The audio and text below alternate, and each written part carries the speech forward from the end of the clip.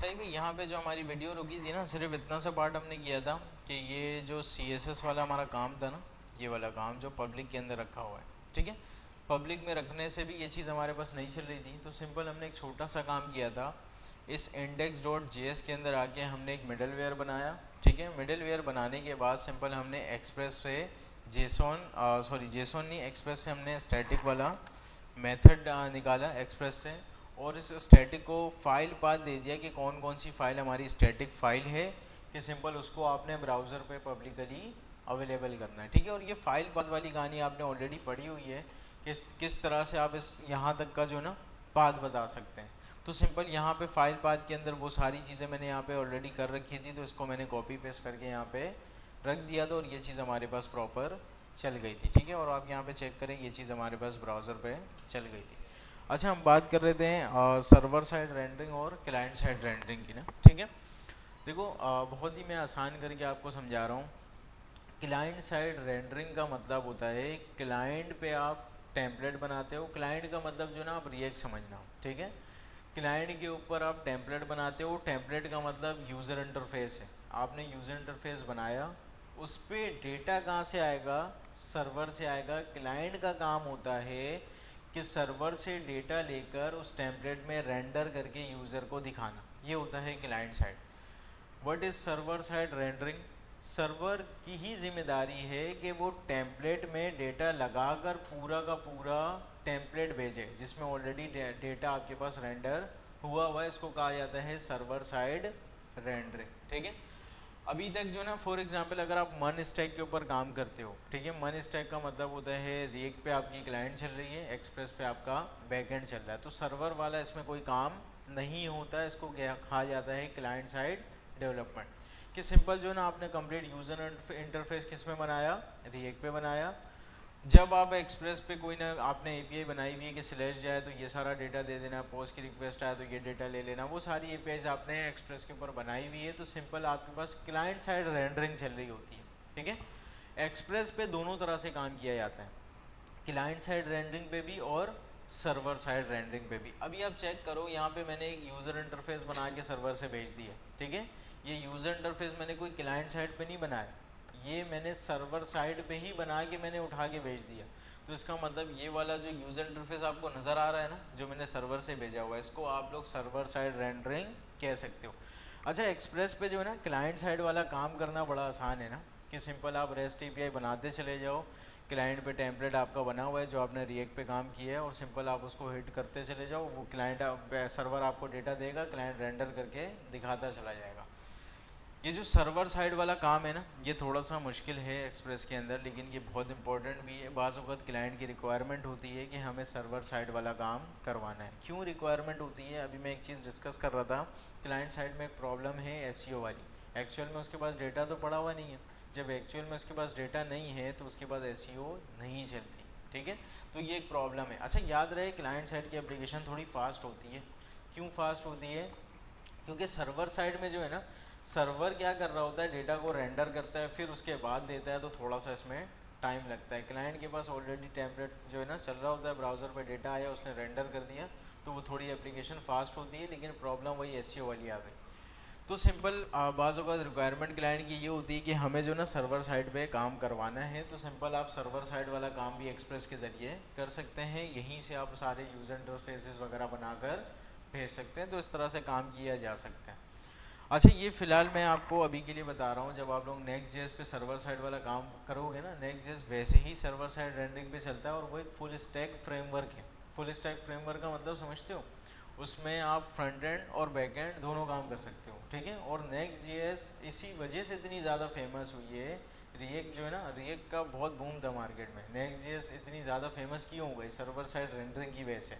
जो रिएक्ट में मसला था ना, एसईओ वाला मसला, इसके अलावा तो खैर कोई मसला मुझे नहीं नज़र आया अभी तक। एक एसईओ वाला मसला था, उसको भी बाज़ औक़ात जो है ना रिएक्ट हेलमेट का लोग यूज़ करते हैं, तो वो मसला भी कुछ हद तक टॉगल किया जा सकता था, ठीक है।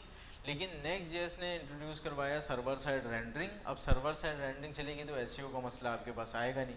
तो इस वजह से नेक्स्ट जेएस की फेमस होने की वजह ही यही है। फिलहाल नेक्स्ट जेएस की बात तो बाद में करेंगे, जब उसके ऊपर हमने डेवलपमेंट करनी है तो हम बाद में करेंगे। उसके बाद अभी फ़िलहाल आप इतना समझ लो कि एक्सप्रेस पे सर्वर साइड रेंडरिंग वाला काम करवाया जा सकता है, ठीक है। और ये मिसाल मैंने आपको अभी दिखा दी कि सिंपल ये जो टेम्पलेट है ना, अभी तो सिंपल ये कुछ भी नहीं है, एक फॉर्म है और यहाँ पे नॉर्मल सा CSS है। अब आप CSS चल रही है, index.html चल रही है, कोई भी टेम्पलेट बना के भेज दो, सिंपल कोई भी यूज़र इंटरफेस बना के भेज दो, तो सिंपल आपके पास ये सारी चीज़ें कहाँ से आ रही हैं, सर्वर से आ रही हैं। क्यों सर्वर से आ रही हैं, आप चेक करो, ये सारी चीज़ें आपने सर्वर पे रखी हुई हैं और सिंपल आपने यहाँ पे इसके एज अ रिस्पॉन्स ये सारी चीज़ें भेजी हुई हैं, ठीक है, कि स्लैश फॉर्म पे ये जाएगा और आप चेक करें यहाँ पे आपने ये पूरी की पूरी फाइल उठा के इसके रिस्पॉन्स में भेज दी, ठीक है। अच्छा, अब आपके जहन में ये क्वेश्चन आ रहा होगा कि सिंपल ठीक है, सर्वर साइड वाला काम हम कर रहे हैं, लेकिन ये तो स्टैटिक फाइल है ना, हो सकता है कोई इसमें काम डायनामिक करना हो। अगर यहाँ पे हमारे पास जो है ना फॉर्म है और यहाँ पे मैं एक काम करता हूँ, यहाँ पे हमने यूज़र का नाम दिखाना है, H1 है, यूज़र नेम इस, ठीक है। अगर यहाँ पे मैं स्टैटिक लिख दूँ किसी यूज़र का नाम, जैसे कि मैंने लिख दिया कैफ कामरान, अभी आपके जहन में आ रहा होगा ये तो स्टैटिक फाइल है। अब जब भी हम इसको रेंडर करेंगे तो सिंपल हम क्या करेंगे, ये नाम जो है ना सिर्फ और सिर्फ हम कैफ कामरान ही देख सकते हैं। अब डायनामिक काम भी तो होता था क्लाइंट साइड में कि सिंपल जो ना आपको नए प्रोडक्ट का पेज बनाया, कोई भी आपके पास प्रोडक्ट डिटेल का पेज है, आप किसी भी प्रोडक्ट पे क्लिक करते हो तो एक ही पेज आपके पास बार बार खुलता है, वो डायनामिक पेज होता है। डायनामिक पेज पढ़ा आपने रिएक्ट के अंदर? अच्छा, मैं आपको एक एग्जांपल देता हूँ, रियल लाइफ एग्जांपल देता हूँ। मैंने शायद प्रीवियस क्लास में भी आपको ये वाली एग्जांपल दी थी। अब आते हैं, आप दराज पे आते हैं, ठीक है। अच्छा, हमारे पास कोई एक स्पेसिफिक प्रोडक्ट है, मैं ओपन करता हूँ यहाँ पे, ठीक है। ये हमारे पास प्रोडक्ट का पेज है, ठीक है। इस प्रोडक्ट के लिए जो है ना यहाँ पे इमेजेस आ रही है, यहाँ पे टेक्स्ट है, यहाँ पे इसका प्राइस है, ये सारी कहानी यहाँ पे इस तरह से चल रही है। फॉर एग्जांपल आप अगर किसी दूसरे प्रोडक्ट पे जाओ, मैं आ जाता हूँ इस प्रोडक्ट पे, ठीक है। देखो प्रोडक्ट चेंज हुआ, लेकिन ये पेज आपके पास अभी भी वही है, पेज का टेम्पलेट सेम है, डेटा चेंज हो रहा है। बात समझ में आ रही? टेम्पलेट तो सेम है ना, यहाँ पे इमेज आ रही है, हाँ इमेज का डेटा चेंज है, टेक्स्ट का डेटा चेंज है, लेकिन ये पूरा का पूरा template as it is same है। जैसे कि फेसबुक में होता है, आप फेसबुक में अपने प्रोफाइल पे लॉगिन करो या किसी दोस्त के प्रोफाइल में लॉगिन करो, as it is same template होता है, जस्ट डेटा चेंज होता है। आपके प्रोफाइल में आपकी इमेज आती है, आपके दोस्त के प्रोफाइल में दोस्त की इमेज आती है, इसी तरह से नाम का डेटा चेंज होगा, लेकिन टेम्पलेट तो सेम है ना। क्या हर प्रोडक्ट के लिए इन्होंने अलग अलग पेज बनाया हुआ है? अलग अलग पेज बनाएंगे तो मसला पता है क्या है, कल कोई एक नया प्रोडक्ट ऐड करना होगा ना, तो एक टीम बिठानी पड़ेगी कि एक प्रोडक्ट ऐड हो रहा है, फटाफट बैठ के एक पेज बनाओ, ठीक है। तो इस तरह से तो काम यकीनन नहीं होगा। अगर फेसबुक की हम मिसाल लें, फेसबुक का सबका पेज एक जैसा दिखता है, अगर कोई बंदा फटाफट जो है ना साइन अप करता है, तो वो क्या फेसबुक वाला जो फटाफट वो बोलेगा इसके लिए बैठ के पेज बनाओ जल्दी से? ऐसा तो नहीं होता ना, फ़ौरन से आप साइन अप करते हो, चलाने लगते हो। तो सिंपल ये वाला जो पेज है ना, ये आपका डायनामिक पेज होता है। डायनामिक मीन्स कि सिंपल ये पेज के अंदर टेम्पलेट वगैरह ऑलरेडी आपने डिफ़ाइन कर दिया। अब ये जो डेटा है ना, ये डायनामिक है, ये डिसाइडेड आप करोगे कि यहाँ पे प्रोडक्ट का आईडी क्या है या प्रोडक्ट का नाम क्या है, उसके बिहाफ पे आपने डेटा यहाँ पे दिखाना है। होता कुछ ऐसा है, सिनेरियो में आपको बता रहा हूँ, इसको समझना थोड़ा सा। यहाँ पे आपके पास प्रोडक्ट आईडी मिली, ठीक है, प्रोडक्ट आईडी मिल गई है ना। आप सिंपल आप बता सकते हो अपने बैकएंड को, ये प्रोडक्ट आईडी है, इस प्रोडक्ट आईडी के बिहाफ पे जितना डेटा पड़ा हुआ है ना इसके डेटा बेसिस के अंदर, वो सारा ला कर दे दो। आप लोगों ने थोड़ा बहुत मेरे ख्याल से मोंगोडीबी देखा है, तो ये चीज़ आपके समझ में आ रही होगी। अब ये सारा डेटा जब आपके पास आ चुका है, आप उसको कंसोल पे तो दिखा सकते हो ना। तो कंसोल पे आप नहीं दिखाओ, सिंपल आप उसको जो है ना एक वेरिएबल में रखो, ठीक है। वेरिएबल के अंदर आपके पास ऑब्जेक्ट होगा, आप यहाँ पे ऑब्जेक्ट का नाम आपने चलो ऑब्जेक्ट ही रखा, आप ऑब्जेक्ट डॉट इमेज करो, यहाँ पे ऑब्जेक्ट डॉट डिस्क्रिप्शन करो, ऑब्जेक्ट डॉट प्राइस करो, ऑब्जेक्ट डॉट रेटिंग करो, जितना डेटा उसमें पड़ा हुआ है, जितनी उसमें कहानी पड़ी हुई है, वो सिंपल आप यहाँ पे डेटा यहाँ पे रेंडर करवा सकते हैं। अभी इसको मैं कर देता हूँ क्लोज। अभी यहाँ पे क्या चीज़, कौन सी फाइल? जरा वो तो मैंने वो उसका पेज दिखाया है ना, कोई फाइल थोड़ी मैंने दिखाई है, वो तो उसका डायरेक्ट पेज था, प्रोडक्ट का पेज। देखो देखो, अगर दराज पे मैं आऊँ ना, यहाँ पे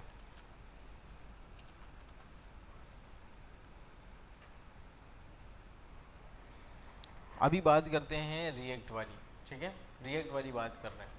देखो ये वाला जो पेज है ना, यहाँ पे सारे लड़कियों के ही प्रोडक्ट्स आ रहे हैं, चलो हमारे लिए चप्पल आ रहा है, इसको ही ओपन करते हैं, ठीक है।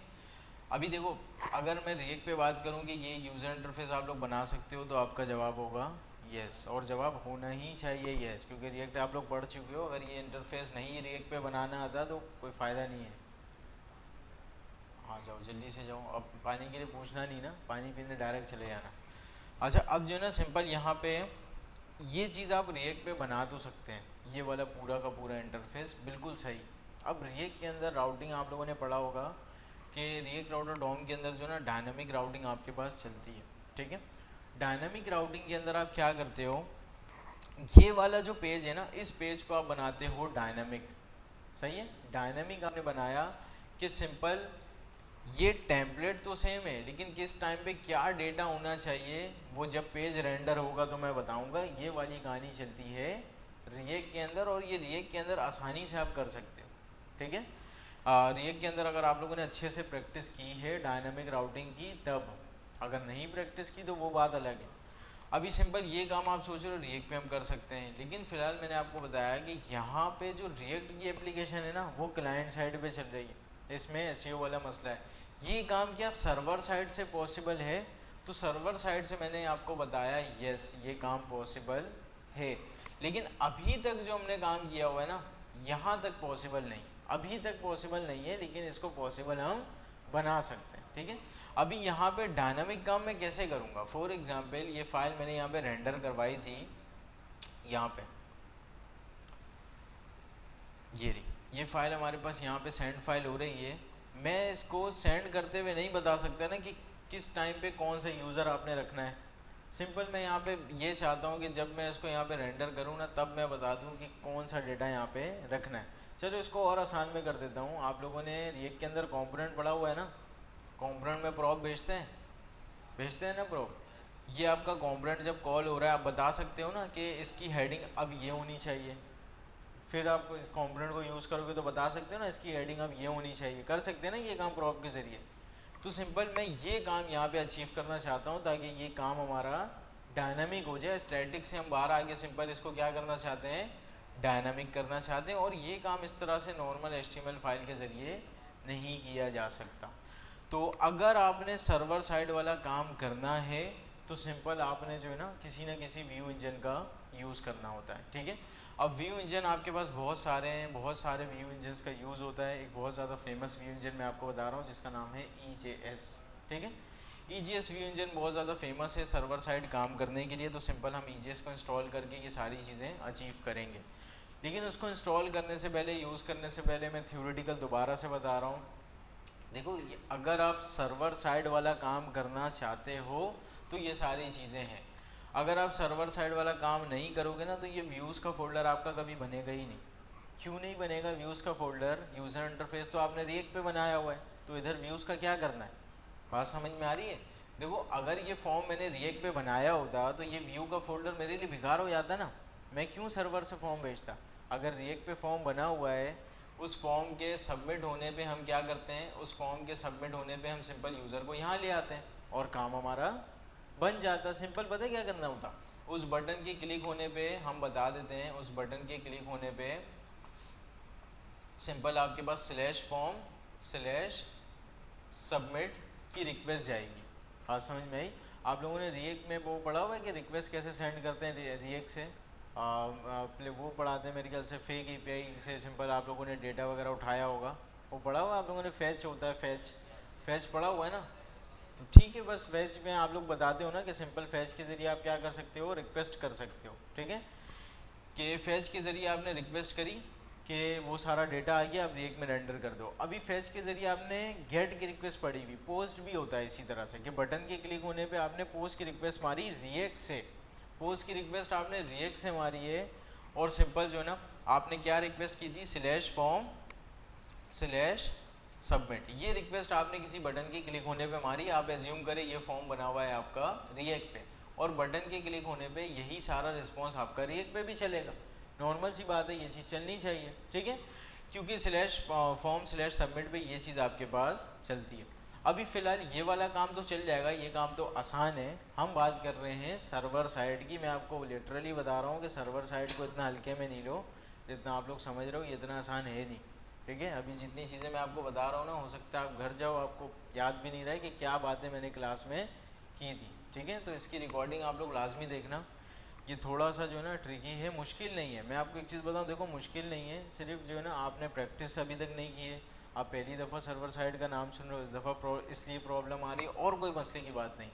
जब मैं दोबारा नेक्स्ट क्लास में डिस्कस करूँगा ना, आप बोलोगे यार अब हम बोर हो रहे हैं, ये हमें ऑलरेडी पता है, इस तरह की फील आपको आएगी यकीनन, अगर आपने प्रैक्टिस की होगी तो। वरना नेक्स्ट क्लास में भी यही हाल होगा जो अभी फ़िलहाल जो है ना यहाँ पे अगर आप रिएक्ट से हिट मारोगे तो यहाँ तक आप पहुँच सकते हैं, कोई मसले की बात नहीं है, और फॉर्म रिएक्ट पे बना हुआ है, कोई मसला नहीं। लेकिन हम बात कर रहे हैं सर्वर साइड की, कि हमारा यूज़र इंटरफेस भी किस पे बनेगा, सर्वर पे ही बनेगा, और यहीं पे हम टेम्पलेट को रेंडर करके दिखाएंगे। और ये वाला काम अभी हमने अचीव किया भी है, हमने फॉर्म बना के यहाँ से सर्वर से भेजा भी है। लेकिन अब हम काम करना चाहते हैं डायनामिक काम करना चाहते हैं, कि यार मुझे जो है ना यहाँ पे हमेशा थोड़ी कैफ काम आना चाहिए, हो सकता है जब मैं रेंडर करूँ उस टाइम पे बताऊँ मुझे क्या नाम चाहिए। तो सिंपल जो है ना इसके रेंडर करते हुए, जब जहाँ पे मैंने रेंडर किया था ना, वहाँ पे मैं चाहता हूँ मैं बता दूँ कि यहाँ पे ये नाम इसका होना चाहिए, जिस तरह आप प्रॉप में करते हो। तो ये वाला काम अचीव करने के लिए मैंने आपको बताया कि व्यू इंजन का यूज़ होता है। व्यू इंजन बहुत सारे हैं, ऐसा नहीं है EJS एक अकेला है, बहुत सारे हैं। फ़िलहाल क्लास के अंदर हम EJS पढ़ेंगे। तो सबसे पहले तो आप यहाँ पे गूगल पे सर्च करो npm i EJS,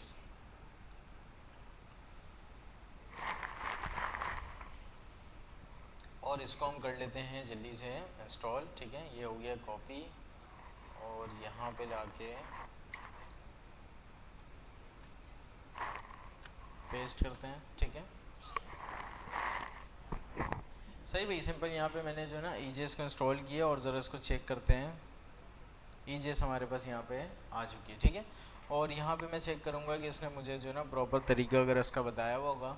ये बता रहा है कि सिंपल जो है ना अब आप इसमें से रेंडर वगैरह करवा सकते हो, जैसे आप सेंड फाइल कर रहे थे ना, सेंड कर रहे थे आप, सेंड आप जो है ना अब यहाँ पे आप कुछ भी रेंडर करवा सकते हो डायनामिक, कोई मसले की बात नहीं है। थोड़ा सा मज़ीद आगे बढ़ते हैं। इन्होंने मुझे सेंटेक्स वगैरह के बारे में भी बताया हुआ है कि सिंपल जो है ना ये सिंगल लाइन सेंटेक्स है, या आपके पास मल्टीपल लाइन सेंटेक्स है। अब ये सारी चीज़ें हम देखेंगे।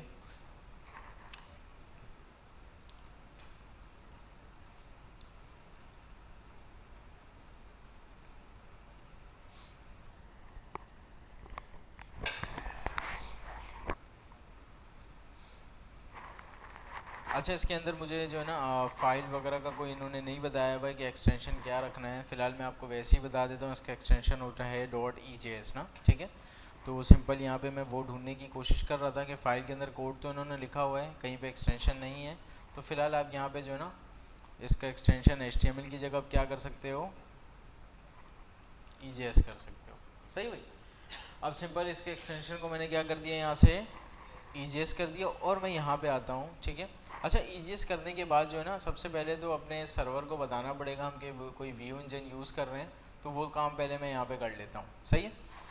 अच्छा, सिंपल जो जिस तरह से आप ऐप डॉट यूज़ करते हो ना, इसी तरह से आप ऐप डॉट सेट भी कर सकते हो, ऐप डॉट गेट भी कर सकते हो। ये सेट और गेट बिल्कुल वैसा ही है जैसे आप लोगों ने लोकल स्टोरेज के अंदर पढ़ा है। ठीक है, local storage dot set item होता है ना, गेट आइटम होता है, बिल्कुल वैसे ही है कि सिंपल ऐप के अंदर को सेट करना है, कुछ ऐप से गेट करना है, तो वो सारी चीज़ें यहाँ पे करवाई जा सकती हैं। फ़िलहाल मुझे सेट करना है व्यू इंजन, तो सिंपल मैं इसको कह रहा हूँ कि मुझे जो है ना एक व्यू इंजन सेट करना है। ठीक है, अच्छा व्यू इंजन में कौन सा यूज़ कर रहा हूँ, व्यू इंजन हम यूज़ कर रहे हैं, किधर गया भाई डिपेंडेंसी, ये रहा EJS। तो सिंपल यहाँ पे मैं बता देता हूँ EJS व्यू इंजन हम यूज़ कर रहे हैं EJS। और मैं काम करता हूँ, इसको मैं ये भी बताना अच्छा अगर मैं इसको व्यूज़ ना भी बताऊँ ना तो ये चीज़ चल जाएगी, लेकिन मैं आपको वो काम करा रहा हूँ जो इसका प्रॉपर सेंटेक्स और प्रॉपर इसका तरीका है। अभी भी अगर मैं इसको व्यूज़ ना बताऊँ तो ये बाय डिफ़ॉल्ट खुद ही ढूंढता है व्यूज़ के फोल्डर में। ठीक है, फ़िलहाल के लिए मैं यहाँ पे इसके व्यूज़ बता देता हूँ कि सिंपल जो है ना इसके जो व्यूज़ हैं, इसके जो व्यूज़ हैं किस फोल्डर के अंदर है, फोल्डर का नाम भी हमारा व्यूज़ है ना। तो सिंपल आप यहाँ पे व्यूज़ कर दो। अगर फोल्डर का नाम बाय डिफ़ॉल्ट आपने व्यूज़ ही रखा हुआ है ना, तो ये वाला काम भी करने की आपको नीड नहीं है। सही है, अभी सिंपल यहाँ पे मैंने इसके व्यू इंजन को भी डिफ़ाइन कर दिया।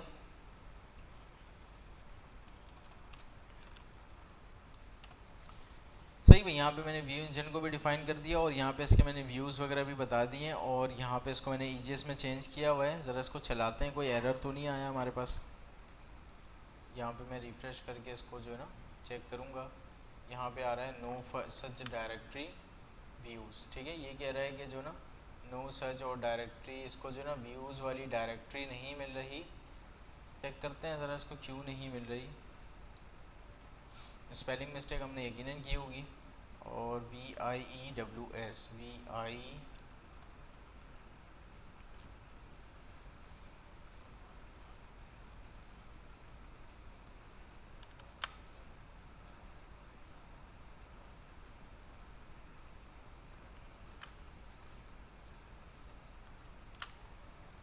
अब ज़रा चेक करते हैं, मेरे ख्याल से स्पेलिंग मिस्टेक तो नहीं थी। अभी भी एरर आ रहा है ना। अच्छा, यहाँ पे व्यू इंजन का हमने व्यूज़ तो बता दिया। मैं एक काम करता हूँ, व्यू इंजन EJS हम यूज़ कर रहे हैं फ़िलहाल के, मैं व्यू को हटा देता हूँ और इसको चेक करते हैं। ये चीज़ अभी भी नहीं मिल रही, क्यों नहीं मिल रही भाई? EJS हमने इसको कर तो दिया है। अब आते हैं ज़रा डॉक्यूमेंटेशन में। अच्छा, आप लोग बात नहीं करें ना, ये बहुत इंपॉर्टेंट टॉपिक है। मैं आपको लिटरली बता रहा हूँ कि ये सर्वर साइड वाला काम आपके उस पर नहीं है, कोर्स आउटलाइन पे नहीं है, डायरेक्ट आपके सर्वर साइड वाला काम Next.js पे। ठीक है, ये मैं आपको एक एक्स्ट्रा चीज़ पढ़ा रहा हूँ क्योंकि ये बातों की क्लाइंट की रिक्वायरमेंट होती है। अगर मैं सर्वर साइड वाला काम ना भी कराऊँ ना, एक्सप्रेस पे आप कंप्लीट REST API बना के मनीस्टैक की एप्लीकेशन बना सकते हो। ये चीज़ें सिर्फ मैं आप लोगों के लिए कर रहा हूँ। अगर आप लोग क्लास में बात करोगे तो कोई फ़ायदा नहीं है ना, तो थोड़ा सा आपने यहाँ पे ध्यान देना है। अभी आते हैं EJS के इस डॉक्यूमेंटेशन के अंदर और यहाँ पे देखते हैं कि हमने कोई चीज़ मिस कर दी है। यस, हमने यहाँ पे एक चीज़ मिस कर दी है। ये कह रहा है रेंडर होगा ये, तो सिंपल मैंने इसको जो है ना सेंड फाइल किया हुआ था, मैंने इसको कर दिया रेंडर। सही है। अब ज़रा चेक करते हैं, रिफ़्रेश मैंने किया, अब कोई दूसरा एरर हमारे पास आया है। ठीक है, और रिक्वायर स्टैक का हमारे पास एरर आ रहा है। अब देखते हैं हमने कहाँ पे क्या मिस्टेक की। क्या कह रहे हो?